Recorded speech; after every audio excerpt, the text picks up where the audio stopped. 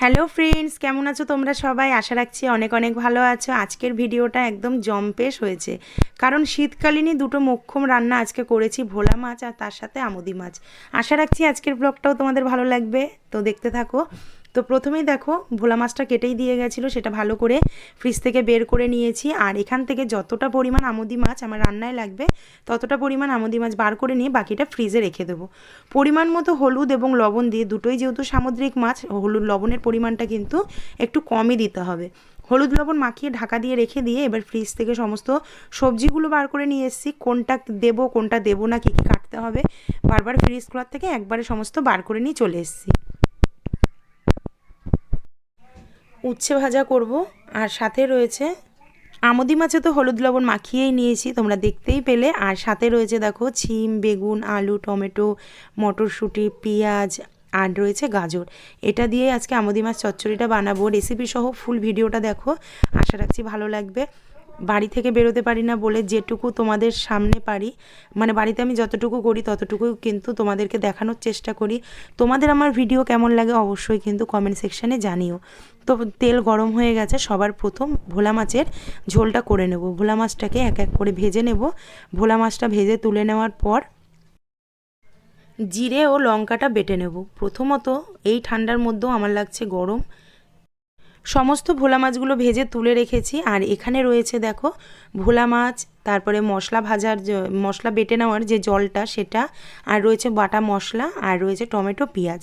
এইভাবেও ভোলা মাছ করলে যে ভালো লাগে এতটা, সেটা আমার জানা ছিল না। মা আমাকে বললো এভাবে করতে, যেহেতু বাবান সর্ষে বাটা পছন্দ করে না তাই। আর আমি দুবেলার মাছটা করে রাখছি একসাথে, কারণ পরের দিন আমার হসপিটালের টেস্টের রিপোর্টের জন্য যাব, সেই কারণে।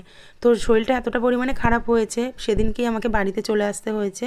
আর এখনও আমি বাড়ি থেকে ভিডিওগুলোতে সাউন্ড দিচ্ছি। কালকে হসপিটালে গিয়েছিলাম, সমস্ত রিপোর্ট করে এসেছি। মনটা খুব একটা ভালো নেই, কারণ রিপোর্টগুলো কিছুটাই ভালো আসেনি। ডাক্তারও খুব চিন্তিত যে কী করে এত অল্প বয়সে এটা হতে পারে। যাই হোক, কথা বলতে বলতে কালো জিরে ফোড়ন দিয়ে পেঁয়াজটাকে হালকা ভেজে নিয়েছি। তার মধ্যে গাঁঠি আলুটা হলুদ লবণ দিয়ে হালকা ভেজে নিয়ে তার মধ্যে বাটা মশলা এবং টমেটো কুচি দিয়ে খুব ভালো করে মশলাটা কষিয়ে নিয়ে উপর থেকে দিয়ে দেবো মশলার বাটি ধোয়া জলটা, মানে শিলে পাটাটা ধোয়া জল দিয়ে দেবো। ফুটে উঠলে উপর থেকে ভেজে রাখা মাছ এবং ধনেপাতা কুচি দিয়ে নামিয়ে নেব। অসাধারণ হয়েছিল কিন্তু এই মাছের এই রেসিপিটা। যখন আমরা খেয়েছি তখন আমরা বুঝেছি যে সত্যিই কিন্তু খুব সুন্দর। তারপরে ডাক্তার কিন্তু খুবইভাবে একটু আচমকিত যে কি করে এত অল্প বয়সে। প্রথমত বলছে এটা যে কোনো একটা ট্রমা আর টেনশান থেকেই হয়েছে। তখন আমি ডাক্তারকে সমস্তটা বললাম খুলে, কি কি টেনশন আমার গেছে জীবনে। বলার পর ডাক্তার বলল যে এই প্রসেস এখন অনেক দিন চলবে। কি বলো তো, বলতে চাই অনেক কিছু, কিন্তু আমার এই ভিডিও অনেকে দেখে, তো সেই কারণে আমি এখানে ডিটেলসে কিছু বলতে চাই না। তোমাদের সবাইকে বলতে গেলে সেও কিন্তু এই জিনিসটা শুনবে বা বুঝে যাবে। আর মানুষের তো মজা পেতে খুব ভালো লাগে, দূর থেকে বসে মজাগুলো নেবে। তো যাই হোক, যেটুকু পারবো আবছা ধীরে সেটুকুই বলবো। আমাকে দেখলে কেউ বলবে না আমার শরীরে এত কষ্ট বা এত ক্ষত, এতটা বড় রোগ আমার হয়েছে। ডাক্তার এমনও বলেছে যে 1,00,000 মানুষের মধ্যে এই রোগ একজনের হয়। তো যাই হোক, আমুদি মাছ চচ্চড়িটা আজকে খুব যত্ন সহকারে করেছি। আমুদি মাছ চচ্চড়িটা কিন্তু খুব ভালো হয়েছিল। আর শীতের দুপুরে গরম ধোয়া হওয়া ওঠা ভাটতে যদি এরকম মাছ চচ্চড়ি থাকে তো কিন্তু দুর্দান্ত জমে যায়।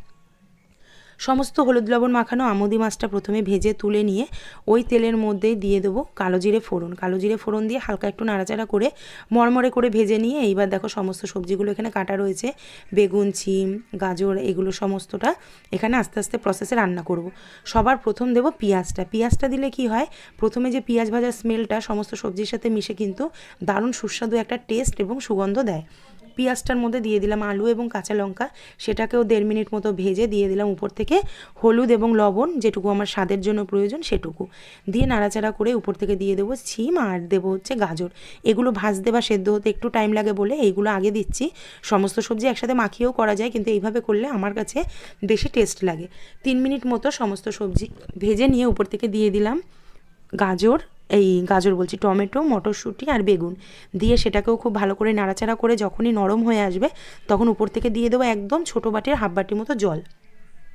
তোমরা লক্ষ্য করলে বুঝতে পারবে সবজিগুলো কিন্তু সমস্তটাই মানে ভেসে আছে, কোনোটাই কিন্তু জলের মধ্যে ডোবেনি।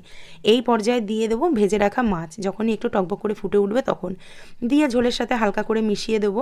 আর গ্যাসের ফ্লেমটা কিন্তু এখানে একদম সিম করে দেবো, যাতে ঘুটঘুট করে ফোটে, মাছটাও সেদ্ধ হয়ে যায়, তার সাথে সবজিও সেদ্ধ হয়ে যায়, কিন্তু কোনোটাই তলা না লেগে যায় বা পুড়ে না যায় সেরকম দেখতে হবে। আর এটাতে একদম ঝোল রাখলে ভালো লাগে না, একটু গা মাখা হলে কিন্তু দুর্দান্ত লাগে। আর কাঁচা লঙ্কা দিয়ে করেছি, দারুণ ঝাল ঝাল হয়েছে, অসাধারণ। যেই জলটা শুকিয়ে আসবে তখন উপর থেকে দিয়ে দেবো ধনেপাতা কুচি, দিয়ে খুব ভালো করে নাড়াচাড়া করে দেখো গা মাখা করে নামিয়ে নিয়েছি। আজকের রেসিপিগুলো কেমন লাগলো অবশ্যই জানিও।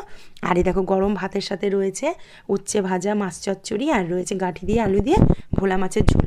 আজকের ভিডিও ভালো লাগলে সাবস্ক্রাইব করে দিও চ্যানেলটা, আর ফেসবুক থেকে দেখলে পেজটিকে ফলো করে দিও। টাটা।